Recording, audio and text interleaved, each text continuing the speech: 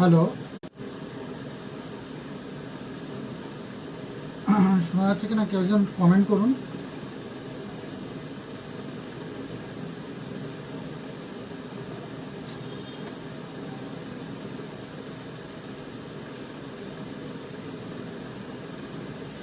আপনারা কেউ কি লাইভ দেখতে পাচ্ছেন?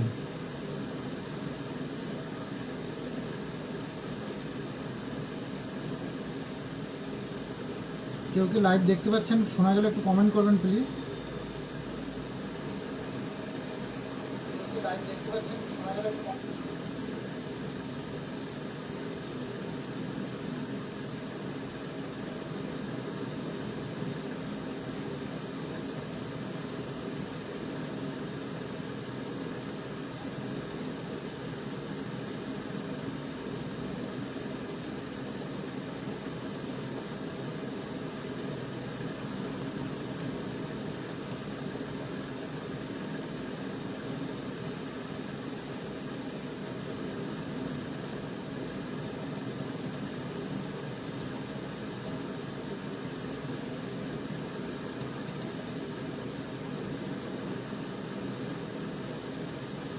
আচ্ছা, তাহলে আজকে লাইভটা শুরু করছি। হ্যাঁ, সব নিয়মে আমি বলে দেব। তার আগে বলে রাখি, এই যে 2025 সালের যে এসএলএসটি নোটিফিকেশান হয়েছে, এটা কিন্তু সরকার নর্মালি কোনো রিক্রুটমেন্ট করার কোনো কিন্তু নোটিফিকেশান নয়। যেটা নতুন নোটিফিকেশান যেটা আমরা বলি সেটা কিন্তু নয়। এই নোটিফিকেশান অনেক যোগ্য চাকরিহারা শিক্ষক শিক্ষিকা আছেন, তাদের কিন্তু চোখে জল এনে দিয়েছে। এই নোটিফিকেশান একটা কোনো নোটিফিকেশান হলে আমরা যেমন সবাই খুশি হই, আনন্দিত হই যে এবার একটা নিয়োগ হতে চলেছে, কয়েক হাজার বেকার ছেলে মেয়ে স্কুলে যাবে, সেই দিক থেকে কিন্তু এই নোটিফিকেশান কিন্তু অনেকটা আলাদা আছে। এটা একটা ব্যতিক্রম নোটিফিকেশান। এই নোটিফিকেশান নিয়ে অনেক রকম বিতর্ক আছে, বিতর্ক হচ্ছে, অনেকে অনেক কথা বলছে। তারপরেও আমি জাস্ট এলাম কিছু বিষয় পরিষ্কার করে দেওয়ার জন্য। যারা নোটিফিকেশানটা পাওয়ার পর কি অনেকেই বিভ্রান্ত হচ্ছেন, প্রিপারেশান নেবেন কি নেবেন না, আবার যারা চাকরি প্রার্থী ছিলেন, যাদের কারণে এই নোটিফিকেশানটা হয়েছে, যে নিয়োগটা বাতিল হওয়ার কারণে, তারাও অনেকটা দ্বিধাগ্রস্ত আছে, তারা কি করবেন, তাদের ভবিষ্যৎটা কী। দেখুন, গত বৃহস্পতিবার রাতে যখন গেজেট প্রকাশ হয়েছে, শুক্রবার সকালে নোটিফিকেশান পাবলিশ হয়েছে। তো নোটিফিকেশানটা যদি আপনারা দেখেন, সেখানে কিন্তু স্পষ্ট কথা উল্লেখ আছে যে এটা কিন্তু রিভিউ যেটা করেছে গভর্নমেন্ট, সেই রিভিউয়ের রেজাল্টের উপরে কিন্তু নির্ভর করবে। ঠিক আছে?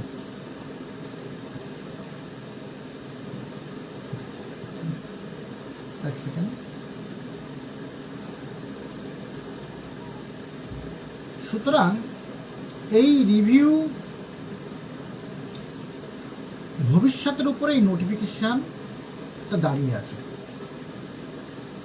আমরা সবাই চাই যোগ্য চাকরি প্রার্থীরা তাদের চাকরি ফিরে পাক, তারা তাদের সম্মানের সাথে কর্মসংস্থানে নিযুক্ত থাক, এটা আমরা সবাই চাই।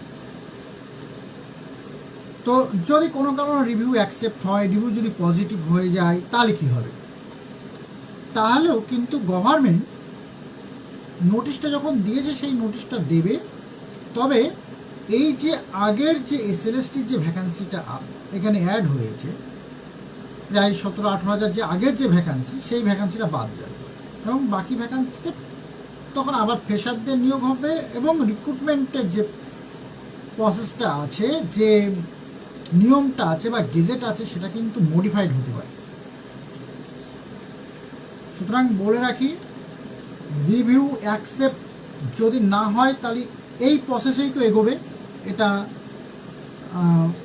গেজেট প্রকাশিত হয়েছে। যদি রিভিউ অ্যাকসেপ্ট হয়, সেখানে যদি যোগ্য চাকরি প্রার্থীদের জন্য যদি কোনো রকম ভালো দিক আসে বা তাদের যদি পরীক্ষায় বসতে না হয় এটসেট্রা এটসেট্রা, তাহলে কিন্তু তখন এই যে যোগ্য চাকরি প্রার্থী যে ভ্যাকান্সি ছিল 2016 সালে 11, 12, 9, 10-এ যে 17,000 সামথিং, সেই ভ্যাকান্সিটা কিন্তু বাদ দিয়ে বাকি যে ভ্যাকান্সিটা থাকছে সেই বাকি ভ্যাকান্সিতে মডিফাইড নোটিফিকেশান, মডিফাইড গেজেটে কিন্তু আবার রিক্রুটমেন্ট প্রসেস এগোবে।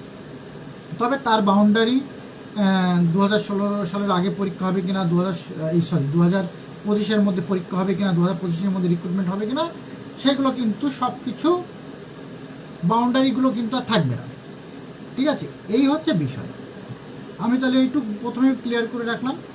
এবার যে নোটিফিকেশানটা পাবলিশ হয়েছে, সেই নোটিফিকেশানে আমি একদম প্রথম থেকে পয়েন্ট টু পয়েন্ট ধরে আসি। দেখুন, 3টে রিক্রুটমেন্টের জন্য এই নোটিফিকেশানটা পাবলিশ হয়েছে, মানে গেজেট পাবলিশ হয়েছে। 3টে রিক্রুটমেন্টের জন্য এই গেজেট পাবলিশ হয়েছে। কী কী? এক হচ্ছে 9, 10, 11, 12 আপার প্রাইমারি।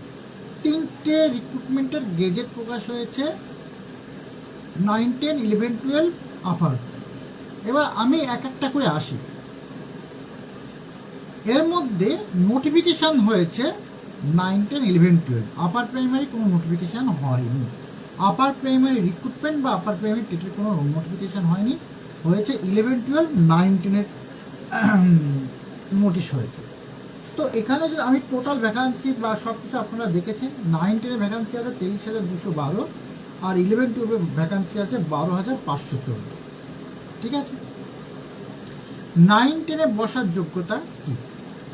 9, 10-এ বসার যোগ্যতা এনসিটি নিয়মে আপনারা এর আগে যেভাবে যে পদ্ধতিতে বসে এসেছেন, অ্যাকচুয়ালি 9, 10-এ বসতে গেলে কিন্তু গ্র্যাজুয়েশানে অথবা কনসার্ন সাবজেক্ট, মানে আপনি যে বিষয়ে বসবেন সেই বিষয়েরই যদি পোস্ট গ্র্যাজুয়েশান থাকে, তাহলে যে কোনো একটা 50% যদি থাকে, তাহলে কিন্তু আপনি আবেদন করতে পারবেন। সাথে বিএডটা এখন ম্যান্ডেটরি, বিএডটা।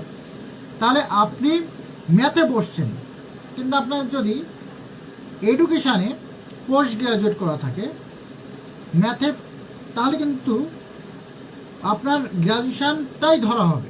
গ্র্যাজুয়েশানে 50% থাকতে হবে। যদি আপনার এডুকেশানে MA আছে, মানে সেখানকার 50% আছে বলে বসতে পারবেন, সেটা কিন্তু হবে না। ঠিক আছে, তাহলে ক্লিয়ার বোঝা গেছে।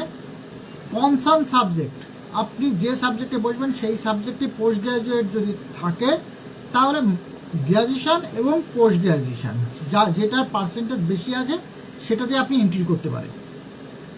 তাহলে গ্র্যাজুয়েশান অথবা পোস্ট গ্র্যাজুয়েশান যেটাই পার্সেন্টেজ বেশি থাকবে সেটা দিয়ে আপনি এন্ট্রি করতে পারেন। এবার অনেকের গ্র্যাজুয়েশান নিয়ে অনেক রকম সমস্যা আছে, কারণ আমাদের স্টেটে গ্র্যাজুয়েশান কোনো কেউ শুধুমাত্র পাস কোর্স নিয়ে পড়েছে, কেউ অনার্স নিয়ে পড়েছে, অনেকের নম্বরের অনেক রকম। এবার এই নোটিফিকেশান বা এই গেজেটে এই বিষয়ে স্পষ্ট না করে দিলেও আগের যে গেজেটটাই ছিল বা নোটিফিকেশান ছিল, সেখানে কিন্তু একটা বিষয় স্পষ্ট করেছিল যে পাস স্কেল প্লাস পোস্ট, মানে পাস প্লাস অনার্স অথবা শুধু অনার্স।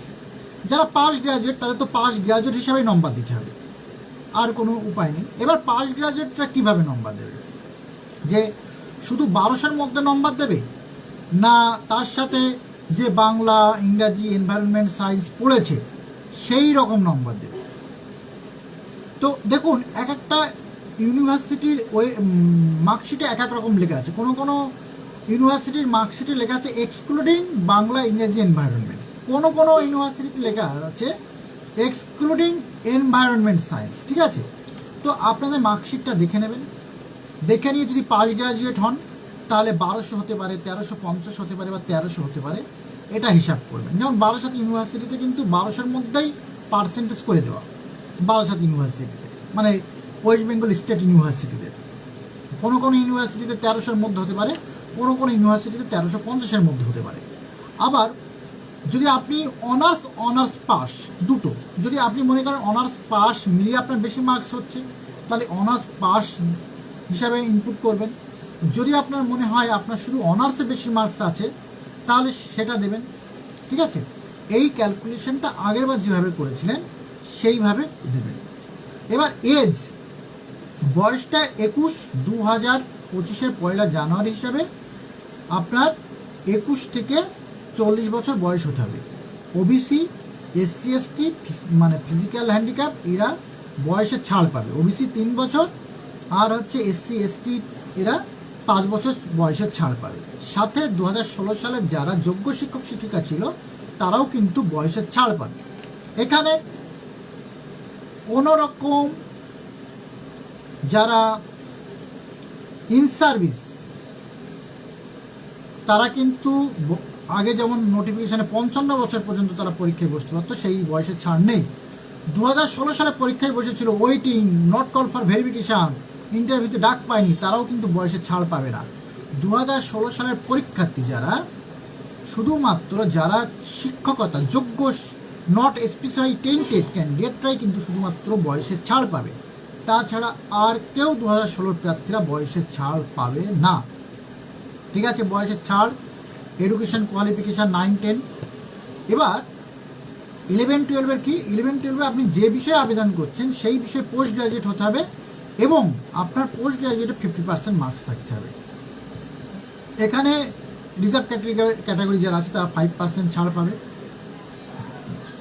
ওকে, আরেকটা জিনিস বলে রাখি, অনেকে কোশ্চেন করছেন যে তিনি বাংলায় বসতে চান কিন্তু এনভায়রনমেন্ট সায়েন্সে পোস্ট গ্রাজুয়েট আছে, তাহলে কি হবে? না, যে বিষয়ে আপনি বসবেন সেই বিষয়ে কিন্তু আপনার পোস্ট গ্রাজুয়েট হতে হবে। আরেকটা জিনিস বলে রাখি, অনেকে প্রশ্ন করেছেন যে ইতিহাসে অনার্স আছে, বাংলায় পাস সাবজেক্ট ছিল, তাহলে আমি কি বাংলাতে বসতে পারবো বা বাংলায় কি আমার 50% লাগবে? এক্ষেত্রে বলে রাখি ওভারঅল 50% লাগবে। মানে আপনি গ্র্যাজুয়েশানে যদি আপনার ওভারঅল 50% মার্কস থাকে তাহলে কিন্তু আপনি আবেদন করতে পারবেন। শুধুমাত্র ওই সংশ্লিষ্ট বিষয়ে 50% লাগে তা নয়, সেটা কিন্তু ভুল ধারণা। সংশ্লিষ্ট বিষয়ে 50% লাগবে না, ওভারঅল মানে আপনি গ্র্যাজুয়েশন করেছেন সেই গ্র্যাজুয়েশনে ওভারঅল আপনার 50% লাগবে। ওই সাবজেক্টে আপনার 45% মার্কস থাকতেই পারে, কিন্তু এর জন্য আপনি পরীক্ষায় বসতে পারবেন না, এটা ভুল ধারণা। আপনার যদি ওভারঅল নাম্বার থাকে তাহলে কিন্তু আপনি এক্সামে বসতে পারবেন। এবার আসি আমি রিক্রুটমেন্ট প্রসেসটা। ঠিক আছে, এখন যে ভ্যাকান্সিটা এটা হচ্ছে টেন্টেটিভ ভ্যাকান্সি। এই টেন্টেটিভ ভ্যাকান্সিতে কিন্তু কোনো রকম ক্যাটাগরি মেনশন করা নেই। এসসি এসটি ওবিসিদের ভ্যাকান্সি কিন্তু মেনটেন মানে কোনো রকম ভাগ করা নেই। তবে যখন ফাইনাল ভ্যাকান্সি ইন্টারভিউর আগে প্রকাশ হবে সেক্ষেত্রে কিন্তু পুরোপুরি ভ্যাকান্সিটা প্রকাশ হবে। তখন ক্যাটাগরি ওয়াইজ ভ্যাকান্সিটা আপনারা এর আগে যেমন দেখেছেন যে জেনারেলে কত ভ্যাকান্সি থাকে, এসসিতে এসটিতে কত ভ্যাকান্সি থাকে, তখন কিন্তু মানে সেই ভ্যাকান্সিটা প্রকাশ হবে। ঠিক আছে, আমি এক এক করে সবাই আসবো। এবার রিক্রুটমেন্ট প্রসেসটা কীভাবে এগোবে? রিক্রুটমেন্ট প্রসেসটা এগোবে 100 নম্বরের পরীক্ষা হবে। এই 100 নম্বরের মধ্যে 60 নম্বর হচ্ছে রিটেন এমসিকিউ ওএমআর বেস, যে ওএমআরের কার্বন কপি আপনারা পরীক্ষার সময় পেয়ে যাবেন এবং আপনাদের এই ওএমআর অরিজিনাল ওএমআর 2 বছর সংরক্ষিত থাকবে এবং মিরর ইমেজ কপি 10 বছর সংরক্ষিত থাকবে। এই ওএমআর বেস 60 নম্বর, এর সাথে আছে অ্যাকাডেমিক 9, 10, 11, 12-এর জন্য অ্যাকাডেমিক আছে 20 মার্কস। 20 মার্কসের মধ্যে 10 মার্কস হচ্ছে এডুকেশান কোয়ালিফিকেশান। এডুকেশান কোয়ালিফিকেশান 9, 10-এর জন্য গ্র্যাজুয়েশান অথবা পোস্ট গ্র্যাজুয়েশান, যেটা আপনার বেশি মার্কস আছে সেটা দিয়ে এন্ট্রি করবেন। তাতে আছে 10, অ্যাবাভ 60% 10, বিলো 60 বিলো থেকে 50 অ্যাবাভ 8, আর বিলো 50 6 নম্বর। এটা হলো 80।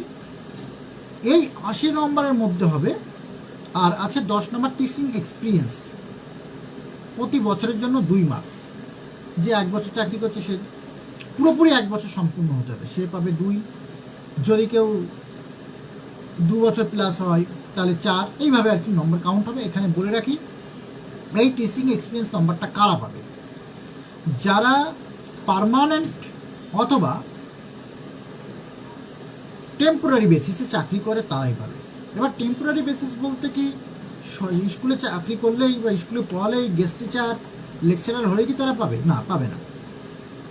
একমাত্র পার্মানেন্ট টিচার যাদের বয়স 40-এর মধ্যে আছে, যেমন প্যারা টিচাররা কন্ট্রাকচুয়াল মানে ডিআইয়ের মাধ্যমে বেতন হয় তারা পাবে, যেমন এর আগে 12 সাল বা এর আগে যারা রিক্রুটমেন্ট হয়েছে তারা পাবে, তাদের বয়স যদি থাকে।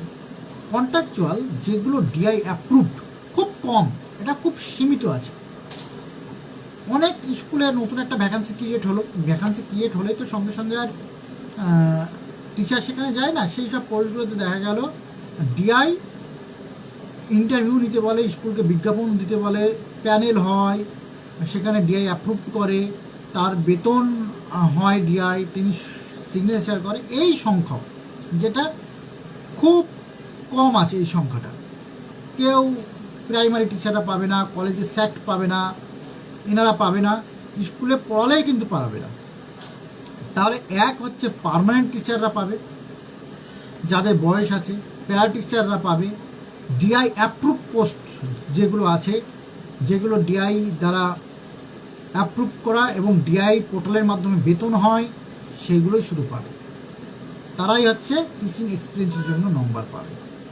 ঠিক আছে, এখানে দেখুন আপনারা যদি গেজেটটা ভালো করে পড়েন তাহলে যে ইন্টারভিউ হবে, ইন্টারভিউ লিস্ট, একটা প্রিলিমিনারি ইন্টারভিউ লিস্ট হবে।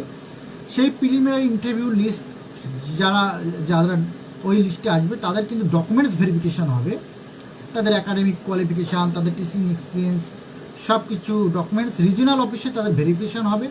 ভেরিফিকেশান হওয়ার পরে এখান থেকে যাচাই বাছাই করার পরে কিন্তু এবার একটা কমিশন ফাইনালি একটা ইন্টারভিউ লিস্ট প্রকাশ করবে, যার রেশিও হবে 1:1.6, 100-160 জন ডাক পাবে। ঠিক আছে, 100-তে 160 জন ডাক পাবে। এই যে টিচিং এক্সপিরিয়েন্সটা 10 যোগ হচ্ছে, এটা নিয়ে একটা ভীষণ মতবিরোধ, জল্পনা এবং বিভিন্ন রকম আলোচনা চলছে। দেখুন, এই টিচিং এক্সপিরিয়েন্সটা যাতে মূলত যারা চাকরি হারিয়েছে যোগ্য শিক্ষকরা তারা যাতে পায় সেই ব্যবস্থা করা। তো এই নোটিফিকেশনটা কিন্তু সহজে হচ্ছে না বা গভর্নমেন্ট এমনি দিচ্ছে না। অ্যাকচুয়ালি এই চাকরি প্রার্থীদের চাকরি হারিয়ে গেছে, কোর্ট অর্ডার দিয়েছে, তাই কিন্তু বিজ্ঞপ্তিটা বেরিয়েছে। সুতরাং আজকে যে 35,000 ভ্যাকান্ট পোস্ট হয়েছে তার মধ্যে কিন্তু এই চাকরি হারাবে 17-18 হাজার। তাহলে 17-18 হাজার চাকরি যদি তারা পুনরুদ্ধারও করে নেয়, ধরে নিলাম তারা এই 10 নম্বর পেয়ে তারা সব চাকরিটা পেয়ে গেল, ধরে নিচ্ছে আমি সবাই চাকরি, তাহলে ওরা যদি মানে চাকরি প্রার্থীরা যদি মনে করতো যে এই 10 নম্বর পেয়ে আমরা চাকরি পেয়ে যাব, তাহলে কিন্তু তারা এখন আন্দোলন করতো না বা আমরা পরীক্ষায় দেবো না বলে তারা কিন্তু রাস্তায় পড়ে থাকতো না। সব কিছু এতটা সহজ নয় যে 10 নম্বর পেলেই তারা চাকরি পাবে, এটাও যেমন সহজ নয়, আবার আপনি 10 নম্বর না পেলে চাকরি পাবেন না এটাও অতটা কঠিন নয়। আমার কথা বোঝা গেছে? 35,000 ভ্যাকান্সি, তো 35,000 মধ্যে যদি তারা 17-18 হাজার, তাদের জন্য বিজ্ঞাপন, তাদের জন্য নিয়োগ, তাদের আজকে এই অসহায় অবস্থায় শিকার হয়েছে। সুতরাং তাদের যদি কোনো বেনিফিট দিয়ে তাদেরকে যদি পুনর্বহাল করা যায়, সবাই সেটা দ্বিমত পোষণ করার কোনো জায়গা নেই। কিন্তু হ্যাঁ, যারা ওয়েটিং ছিল, যারা দীর্ঘদিন ধরে রাস্তায় লড়াই করেছিল, যারা বঞ্চিত হয়েছিল, তাদের জন্য কোনো ব্যবস্থা থাকলো না এখানে। এটা একটা নেগেটিভ দিক। আমার মতে সরকার যদি ওই 17,000 ভ্যাকান্সিতে নিয়োগ করতো আর এই 10 নম্বর যদি দিত তাদেরকে, তাহলে আমি বলতাম যে তাহলে চাকরিটা পাবে কি? ওরাই যদি চাকরিটা পেয়ে যায় তাহলে পরীক্ষা নেওয়া, প্রমোশন, নতুনদের প্রমোশন ছাড়া আর কিছুই নয়। কিন্তু ভ্যাকান্সিটা যেহেতু ডবল করে দিয়েছে, আমি ধরে নিচ্ছি, আমি যদি ধরেও নিই 1 মিনিটের জন্য বা 1 সেকেন্ডের জন্য, যে তারা এই নম্বরটা পাওয়ার টিচিং এক্সপিরিয়েন্স নম্বরটা পাওয়ার ফলে, এই 10 নম্বর এগিয়ে যাওয়ার ফলে তারা সবাই চাকরিটা পাবে, তাহলে 17-18 হাজারই চাকরিটা পেয়ে গেল। তারপরও ভ্যাকান্সি থাকছে তো 17-18 হাজার।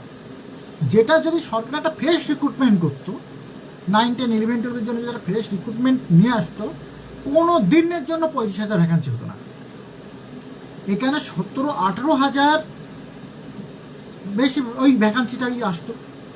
সুতরাং আপনি যারা ফ্রেশার তাদেরকে আমি একটাই কথা বলবো, ভ্যাকান্সি থেকে 17-18 হাজার থেকে ঝেড়ে মানে বাদ দিয়ে দিন, দিয়ে বাকি যে 17-18 হাজার আছে সেই ভ্যাকান্সিটাকে আপনি ফোকাস করুন। ওদের সাথে আপনি লড়াইটা, এখানে ফ্রেশার বা আগের যে চাকরি, এই দুটো লড়াইটা থেকে আপনার দ্বন্দ্ব থেকে সরে আসুন। দেখুন, তাদের এতদিন ধরে চাকরি করে এসেছে, আমরা তো অনেকেই চিনি, অনেককেই জানি, তারা তো অযোগ্য নয়, তারা কাউকে কোনোদিন কোনো 1 পয়সা দেয়নি। তাহলে সে যে পোস্টটাতে চাকরি এতদিন করছিল সেই পোস্টটা তো এই রিক্রুটমেন্টে অ্যাড হওয়ার কথা ছিল না।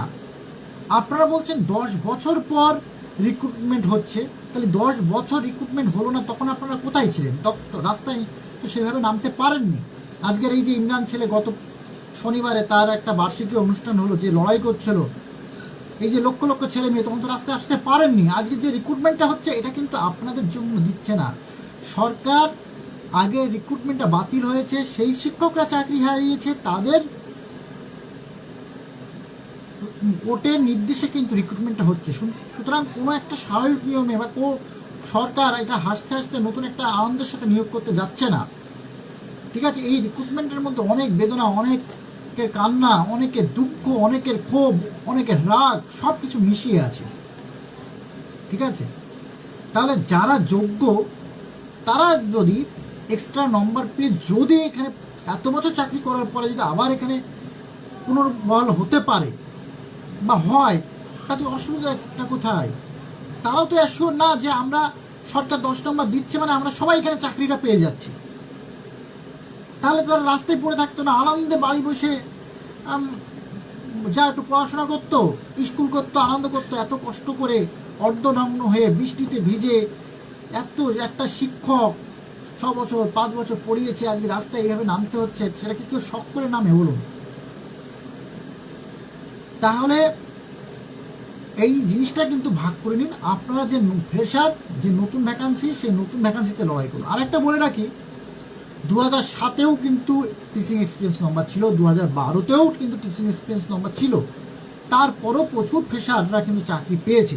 আর এটা টেন্টেটিভ ভ্যাকান্সি, এই ভ্যাকান্সিটা কিন্তু আরও বাড়তে পারে ভবিষ্যতে।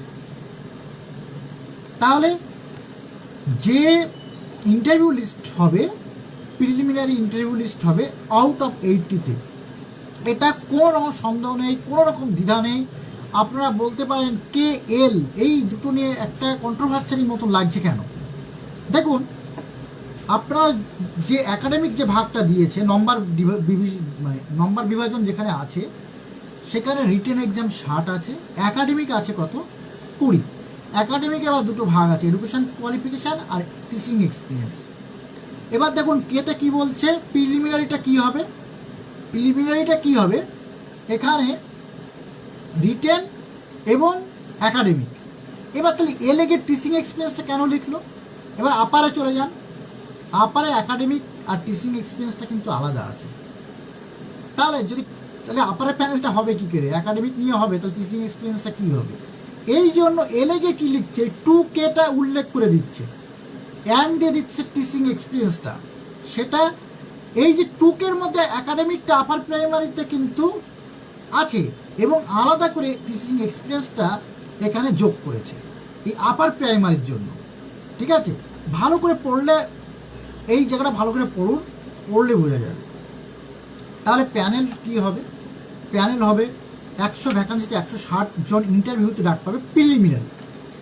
লাস্ট কাট আপে যারা থাকবে, যতজন থাকবে সবাই ডাক পাবে। তাতে রেশিও বেড়ে যায়, বেড়ে গেলেও তাতে কোনো কিছু করার নেই। কারণ যদি কোনো সাবজেক্টে কাট অফ মার্ক SSC দিয়ে দেবে, সেই কাট অফ মার্ক যারা পাবে, দেখা গেল 160 জন পূরণ করতে গেলে 2 জনকে দরকার, 80-র মধ্যে কাট অফ হচ্ছে 69, কিন্তু 69-এ দেখা গেল 200 জন আছে, ওই 202 জনকে ডাকতে গিয়ে 200 জনেই ডাক পেয়ে যাবে, যেহেতু লাস্ট কাট আপে তারা আছে। ওকে, ক্লিয়ার?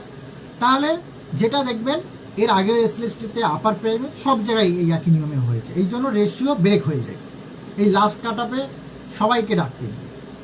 ওকে, তাহলে এটা বোঝা গেল।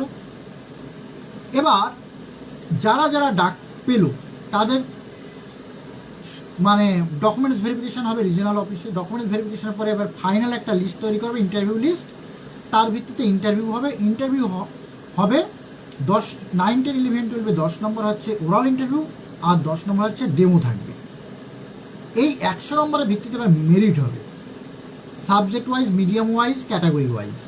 100 জন প্যানেল হবে, আর বাকি ক্যান্ডিডেট কিন্তু তারা হচ্ছে ওয়েটিং লিস্টে যাবে। এবার কাউন্সিলিংটা একটু অন্য নিয়মে হবে। কাউন্সিলিং প্যানেল এই বিষয়গুলো পরে যখন আসবে পরে আলোচনা করব, এখন আলোচনার বিষয় না। কিন্তু এবার রিজিওনাল ভিত্তিতে কাউন্সিলিংটা কিন্তু অন্য লেভেল। যেমন এর আগে ওপেনলি হয়েছে সব কিছু, সেটা কিন্তু অতটা ওপেনলি হবে না। কিছু নিয়ম পরিবর্তন এসেছে। টিকিটের রিজার্ভেশনের মতন ওয়েটিংদের এত বারবার কাউন্সিলিং হবে না, খুব তাড়াতাড়ি দ্রুত কাউন্সিলিং কিন্তু এবার হয়ে যাবে। ঠিক আছে, তাহলে এই গেল প্রসেস। এই প্রসেসের মধ্যে ওবিসি যাদের হাইকোর্ট নির্দেশে বাতিল হয়েছে, এখন নতুন ফর্ম ফিল আপটা কী হবে? নতুন ফর্ম ফিল আপে বা ওবিসি ভ্যাকান্সি কী থাকবে? কারণ অনেক শিক্ষক আছে যারা 9, 10, 11, 12 চাকরি করছে ওবিসি ক্যাটাগরিতে, তাদের তাহলে ভবিষ্যৎটা কী হবে, কোন পদ্ধতি যাবে? একটা জিনিস হতে পারে যেটা ফর্ম ফিল আপের সময় একটা নোটিফিকেশান দিতে পারে যে ওবিসিদের হাইকোর্টের নির্দেশে বা সুপ্রিম কোর্টে মামলা চলছে, সেই মামলার ভবিষ্যতের উপর নির্ভর করে ফর্ম ফিল আপ করতে হবে, একটা হতে পারে। অথবা হতে পারে আগের ওবিসিরা সবাই ফর্ম ফিল আপ করতে পারবে ওবিসি হিসেবে, অনলি ওবিসি, সেখানে তাদের সাব কাস্ট উল্লেখ করে দিতে হবে, সাব কাস্ট। এবার যখন ফাইনাল ভ্যাকান্সি আসবে, ফাইনাল ভ্যাকান্সিতে ওবিসি এ বা ওবিসি বি যখন পৃথক থাকবে, তখন সাব কাস্ট যে ক্যাটাগরির মধ্যে তাকে তখন তার সেই ক্যাটাগরিটা সেইভাবে ভাগ হবে। ধরুন আমি একটা জিনিস বলে দিই, ধরো কেউ মুসলিম মণ্ডল, মানে আমি ফর্ম ফিল আপ করলাম ওবিসি কাস্ট, ওবিসি মণ্ডল, মুসলিম মণ্ডল। আবার কেউ ওবিসি তরফদার, ঠিক আছে, তরফদার এত মুসলিম তরফদার না, দেখা গেল কাস্ট হিসাবে ওবিসি এ বি, যে কাস্টে পড়বে। এবার যখন এসএসসি যখন ফাইনাল ভ্যাকান্সি প্রকাশ করবে, তখন ওবিসি এ ওবিসি বি যদি ভ্যাকান্সি আলাদা করে, তখন হয়তো বলে দিতে পারে যে এই কাস্টগুলো ওবিসি এর মধ্যে আর এই কাস্টগুলো ওবিসি বির মধ্যে পড়ে।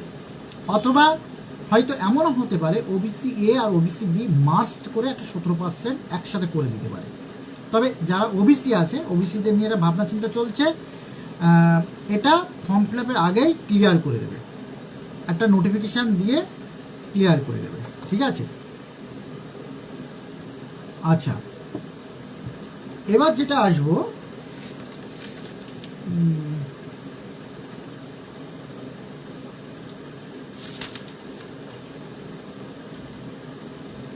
আচ্ছা, এবার যে অ্যাপয়েন্টমেন্টটা আপার প্রাইমারি ক্ষেত্রে স্কুল দিয়েছে, সেটা দেবে হচ্ছে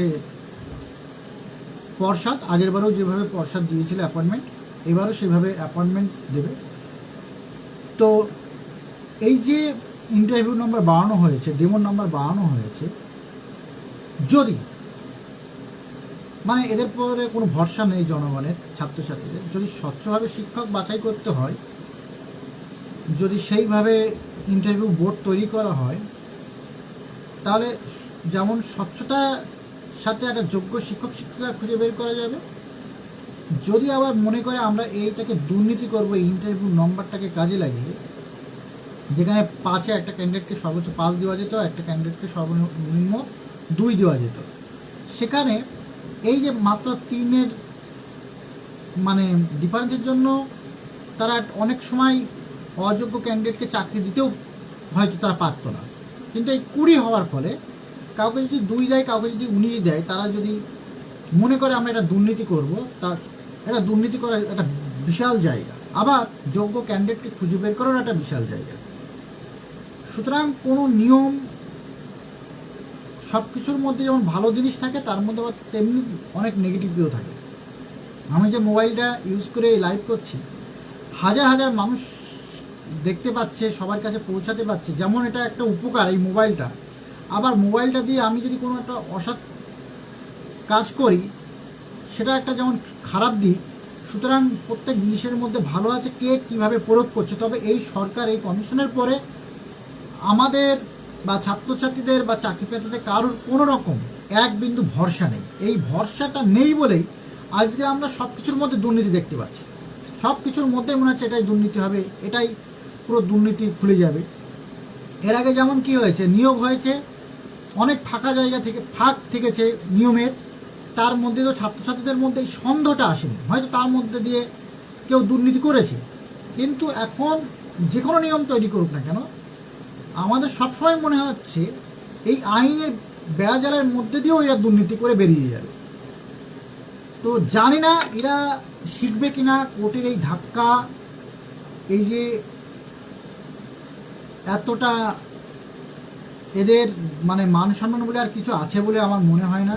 প্রতিদিন করে ধাক্কা খায় সারা ভারতবর্ষে, সারা দেশে আজকের প্রশ্নের চিহ্ন এদের কাজকর্ম নিয়ে।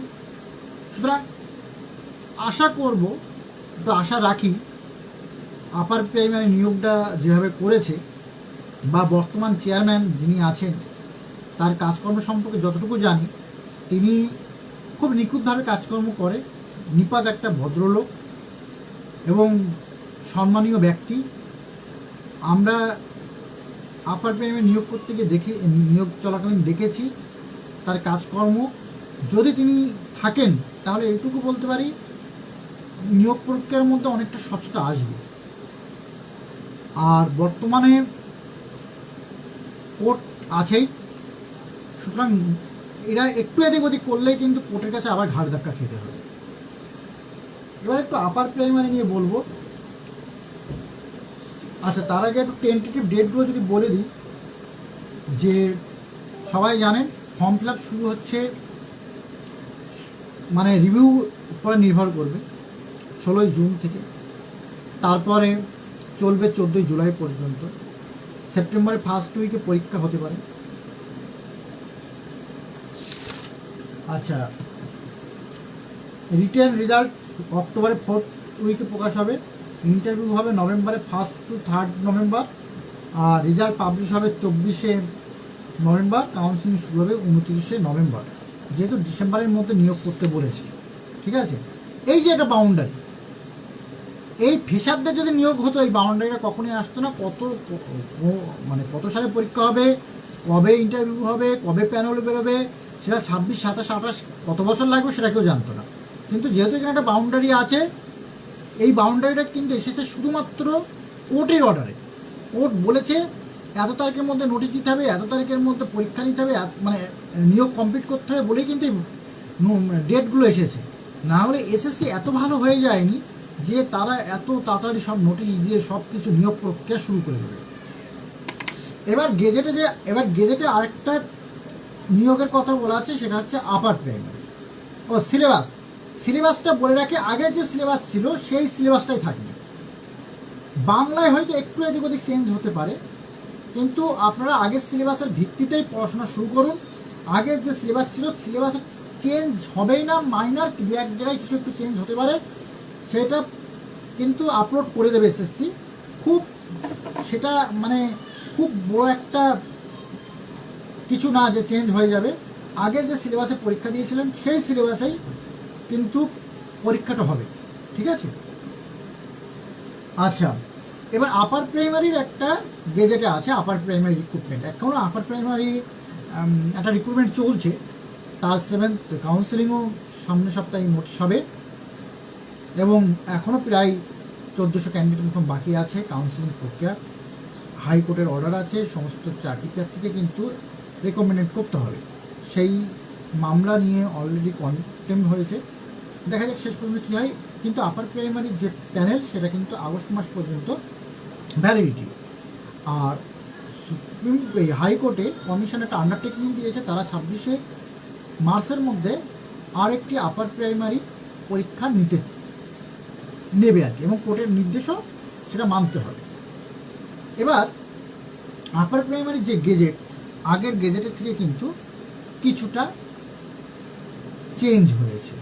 আগের বার ছিল 50 নম্বর একাডেমিক, 40 হচ্ছে টেট ওয়েটেজ আর 10 ইন্টারভিউ। এবার আপার প্রাইমারি টেটে কারা কারা বসতে পারে, যে সামনে যে আপার প্রাইমারি টেট হবে, টেট এক্সামে কারা কারা বসতে পারে।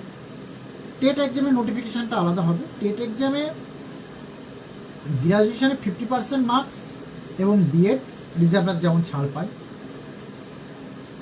আর এনসিটি নিয়মে কিন্তু অনেক নিয়ম আছে, যেমন কোনো একটা ক্যান্ডিডেট যদি 2010-এর গ্র্যাজুয়েশন মার্কস নিয়ে যদি বিএড করে থাকে, সেও কিন্তু পরীক্ষায় বসতে পারবে 9-10-এ। বা কেউ যদি পোস্ট গ্রাজুয়েটের মার্কস নিয়ে যদি কেউ 2010-এর আগে, এরকম বিভিন্ন অনেক নিয়ম আছে, অনেক ক্রাইটেরিয়া আছে, সেগুলো কিন্তু দেখে নেবেন। শুধু গ্র্যাজুয়েশনে 50% মার্কস মানে যে কোনো সময়ের গ্র্যাজুয়েশন তা নয়। যেমন 2010-এর আগে কেউ গ্র্যাজুয়েশনে 45% মার্কস নিয়েও সে বিএড করে আছে, সেও কিন্তু পরীক্ষায় বসতে পারবে। এগুলো এনসিটির যে ক্রাইটেরিয়া বা আগের যে নোটিফিকেশানগুলো আছে এসএসসি, সেগুলো একটু দেখে নেবেন।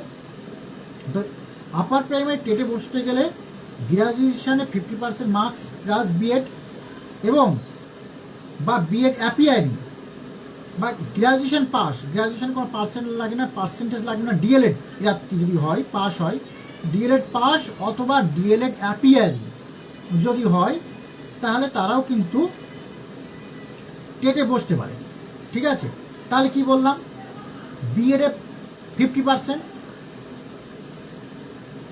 গ্র্যাজুয়েশনে 50% প্লাস বিএড পাস বা BEd appearing, graduation with DElEd অথবা ডিএলএড অ্যাপিয়ারিং টেটে বসতে পারে। টেটে বসলেন, টেটের জন্য অ্যাপিয়ারিং করলেন, এবার টেট কোয়ালিফাই করলেন, টেটের রেজাল্ট বেরিয়ে গেল, টেট কোয়ালিফাই করলেন। এবার এসএসসি আপার প্রাইমারি রিক্রুটমেন্টের নোটিশ দেবে, রিক্রুটমেন্টের নোটিশ, ভ্যাকান্সি জানিয়ে নোটিশ দেবে। সেই নোটিশে যেমন 2012 TET pass, 2015 TET pass, 2025 TET pass সবাই আবেদন করতে পারবে। সেখানে আবেদন করলে 25 নম্বরের একটা সাবজেক্ট, যে বিষয়ে আপনি আবেদন করবেন। এবং এটা আরেকটা কথা বলে রেখে, আপনি গ্র্যাজুয়েশনে যখন আবেদন করছেন বা যে বিষয়ে আবেদন করছেন, সেই বিষয়ে কিন্তু আপনাকে মিনিমাম 300 মার্কস পড়তে হবে, মিনিমাম 300 মার্কের গ্র্যাজুয়েট হতে হবে। ঠিক আছে, যদি আপনি ম্যাথে অ্যাপ্লাই করেন, তাহলে ম্যাথে কিন্তু 300 নম্বরের ম্যাথ আপনার গ্র্যাজুয়েশনে থাকতে হবে। এবার একটা জিনিস বলে রাখি, এবার শিক্ষাগত যোগ্যতাটা, এবার কিন্তু আপনার অ্যাপিয়ারিং হলে হবে না রিক্রুটমেন্ট প্রসেসে, আপনাকে এক টেট পাস হতে হবে। আপনি যদি একাধিক টেট পাস থাকেন, যদি কেউ 12 টেট পাস, কেউ 15 টেট পাস, কেউ যদি 25 টেট পাস, 3টে টেট পাস সে আছে, তাহলে সে কোনটা দিয়ে অ্যাপ্লাই করবে? সে যেটাই সবচেয়ে বেশি স্কোর আছে সেটা দিয়ে অ্যাপ্লাই করবে, কারণ টেট ওয়েটেজ আছে 40, আর যে সাবজেক্টে অ্যাপ্লাই করবে সেই সাবজেক্টে পরীক্ষা হবে 25 নম্বর, আধ ঘন্টা টাইম থাকবে, 30 মিনিটের পরীক্ষা, 25টা এমসিকিউ থাকবে। এই 40, এই 25, 65, আর গ্র্যাজুয়েশন আর একাডেমিক 10, একাডেমিক কত? 10। গ্র্যাজুয়েশনের একাডেমিক যদি সে 60% অ্যাভাব থাকে, তাহলে 10, 60, 250, 8, বিলো 50, 6। এই 3টে নম্বর যোগ করে ইন্টারভিউতে কল হবে, একদম ওই 9, 10, 11, 12-এর মতন 1:1.6 একটা প্রিলিমিনারি ইন্টারভিউ লিস্ট তৈরি হবে। ঠিক আছে, প্রিলিমিনারি ইন্টারভিউ লিস্ট তৈরি হবে, সেটা এবার ডকুমেন্টস ভেরিফিকেশন হবে। হওয়ার পরে একটা স্বচ্ছ, মানে যারা এর মধ্যে যদি কারোর কোনো ডকুমেন্টসের কারণে অন্যান্য কারণে যদি প্রার্থীপদ বাদ হয়, তারপরে একটা 1:1.6 রেশিও মেনে এবার একটা ফাইনাল ইন্টারভিউ লিস্ট প্রকাশ হবে। ইন্টারভিউতে অ্যাপিয়ার করবেন, অ্যাপিয়ার করার পরে 15 নম্বরের হবে ওরাল ইন্টারভিউ, 5 নম্বরের ডেমো, আর 5 নম্বরের টিচিং এক্সপিরিয়েন্স। যারা স্কুলে শিক্ষকতা করছেন বা যারা ক্যাজুয়াল পোস্টে আছেন, টেম্পোরারি পোস্টে আছেন, ডিআই অ্যাপ্রুভ, তারা এইখানে 5 নম্বর ইয়ারলি 1 হিসাবে পাস পাবে। এখানে বলে রাখি, অনেকে ডেপুটেশন করেছে, 3-4টে ডেপুটেশন করেছে, তারা কিন্তু এই নম্বর পাবে না, কারণ কন্টিনিউ 1 বছরের বেশি সার্ভিস হতে হবে, কন্টিনিউয়াসলি। কেউ 10 মাস, 8 মাস, 6 মাস যোগ করে কিন্তু ওই নম্বরটা হবে না। এই 100-র মধ্যে এবার কিন্তু প্যানেল হবে ঠিক যেমন এর আগে যেভাবে হয়েছে, 100 জন প্যানেল, বাকি জন ওয়েটিং, তারপরে কাউন্সিলিং হবে, তারপরে রিক্রুটমেন্ট হয়ে যাবে। এখানে আগের বার আপার প্রাইমারিতে যেমন স্কুল দিয়েছিল অ্যাপয়েন্টমেন্ট, এবার কিন্তু পর্ষদ দেবে। 60টা এমসিকিউর জন্য টাইম থাকবে 1.5 ঘন্টা। এবার আমি আপনাদের কোশ্চেন পর্ব চলে আসি। কারো যদি কোনো কোশ্চেন থাকে, চন্দন ভক্ত 60টা এমসিকিউর জন্য টাইম থাকবে কত? 1.5 ঘন্টা টাইম থাকবে। কারোর কোনো প্রশ্ন থাকলে এবার আমাকে বলতে পারেন। আপার প্রাইমারি সাবজেক্টের সিলেবাস আগে ঠিক পাস স্কেলে যে সিলেবাসটা ছিল, আপার প্রাইমারিতে সাবজেক্টে থাকবে বর্তমানে 9-10 যে সিলেবাসটা, সেই সিলেবাসটাই থাকবে। সুতরাং এর সাথে পিওর সায়েন্সের ম্যাথ, ফিজিক্স, কেমিস্ট্রি, বায়োলজি 3টে সাবজেক্ট হবে। বায়োলজিতে 3টে সাবজেক্টের উপর 25 মার্কসের পরীক্ষা হবে। সুতরাং সায়েন্সের ক্ষেত্রে কিন্তু খুব চাপের, 2-3টে সাবজেক্ট একসাথে পড়তে হবে। তারা যদি টেটে যত নম্বর বেশি পাবে, যদি সে 120 পায়, তাহলে কিন্তু 32 এখানে যোগ হবে। সুতরাং সাবজেক্টের চাপটা অনেকটা কমে যাবে। সায়েন্স ক্যান্ডিডেটদের আপার প্রাইমারিতে 9-10-এর থেকেও বেশি চাপ, কারণ এখানে একাধিক সাবজেক্ট পড়তে হবে, খুব কম মার্কসের কোশ্চেন হবে। গেল ম্যাথে 7-8, ফিজিক্সে 5-7 এরকম, কেমিস্ট্রিতে এরকম দিয়ে 25 যোগ হবে, বায়োলজিতেও তাই। কিন্তু আরবি, বাংলা, তাদের যে সাবজেক্ট গ্র্যাজুয়েশন লেভেলের 9-10 যে সিলেবাস, সেই সিলেবাসের উপরেই 25টা কোশ্চেন হবে। আচ্ছা, আপারের সাবজেক্টের সিলেবাসটা বলে দিলাম। কন্ট্রাকচুয়াল টিচার অনুমান কত হতে হবে? কন্ট্রাকচুয়াল টিচারের সংখ্যা খুবই, সঞ্জয় হালদার, কন্ট্রাকচুয়াল টিচারের সংখ্যা খুবই কম। আপার প্রাইমারি টেট বা সাবজেক্ট বা 9, 10, 11, 12 সাবজেক্টে কোনো রকম নেগেটিভ মার্কিং নেই। ইন্টারভিউতে যাওয়ার আগেই যোগ হবে। 9, 10, 11, 12-তে ইন্টারভিউতে যাওয়ার আগে যোগ হবে, আপার প্রাইমারিতে ইন্টারভিউর পরে যোগ হবে। আচ্ছা, আর কারোর কোনো প্রশ্ন থাকলে বলুন।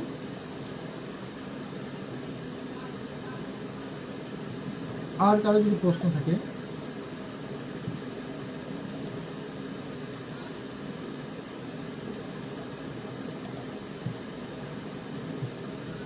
নয়, 10, 11, 12 দুটোতেই বসা যাবে। হ্যাঁ, দুটোতেই আপনারা বসতে পারেন।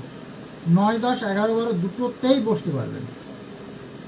দুটো পরীক্ষায় আলাদা দিনে হবে, 1 সপ্তাহ আগে পিছু হবে। সুতরাং আপনাদের শিক্ষাগত যোগ্যতা থাকলে আপনারা দুটো পরীক্ষাতেই বসতে পারেন।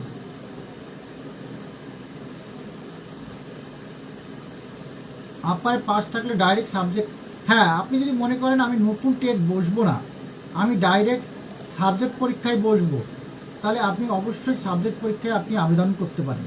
ঠিক আছে, ডাইরেক্টলি আপনি সাবজেক্টে গিয়ে অ্যাপ্লাই করতে পারেন। এখানে একটা জিনিস আমি বলে রাখি, টেটের ক্ষেত্রে, টেটের এজের ক্ষেত্রে, যদি কেউ 2016 সালে টেট পাস করে থাকে, 2015 টেট দিয়ে, তাহলে 2016-র এজ অনুযায়ী সে কিন্তু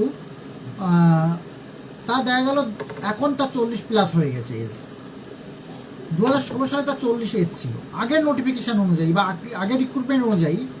সে যদি 2016 হিসাবে তার বয়স যদি 2016 হিসাবে যদি তার বয়স 40 হয়, সে কিন্তু আবেদন করতে পারবে।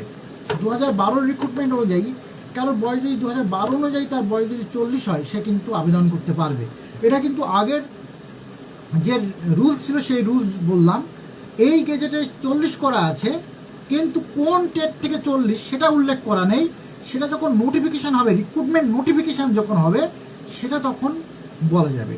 আপারে যে সাবজেক্ট পরীক্ষা হবে সেটা আর্টস, সায়েন্স মিলে 25 নম্বর। আপনি যদি ইতিহাসের জন্য আবেদন করেন, তাহলে ইতিহাসে 25 মার্কস হবে। আর আপারে যে টেটটা হবে, টেটে কি সোশ্যাল স্টাডিজ, সোশ্যাল সায়েন্স, আর্টসের ছেলেমেয়ে, আর্টস ব্যাকগ্রাউন্ড ছেলেমেয়েরা সোশ্যাল স্টাডিজ দেয়। সোশ্যাল স্টাডিজে কী থাকে? চাইল্ড সাইকোলজি, বাংলা, ইংরাজি, আর সোশ্যাল স্টাডিজ মানে হিস্ট্রি, জিওগ্রাফি।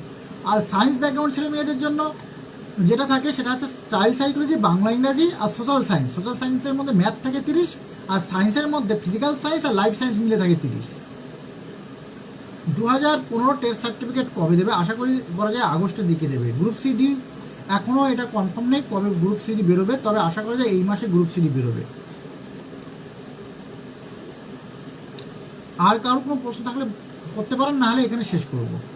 গ্রুপ সিটা এই মাসের শেষের দিকে বেরোবে, চন্দ্রকান্ত গরুই এই মাসের শেষের দিকে বেরোবে।